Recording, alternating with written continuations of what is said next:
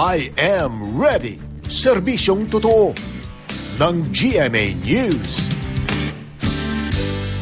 Mga kapuso, binabantayan po ng Pag-asa ang Intertropical Convergence Zone na nagdadala ng pag-ulan naman sa malaking bahagi ng ating bansa ngayong araw.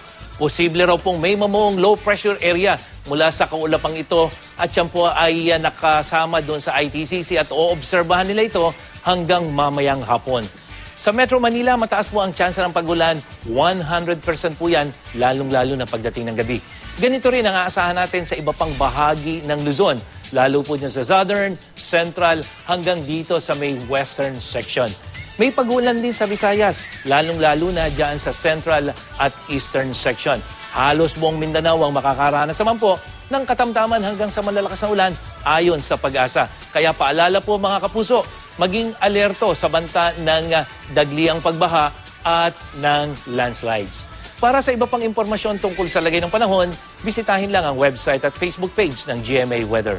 Ako po, si Nathaniel Cruz para sa I Am Ready, serbisyong totoo ng GMA News.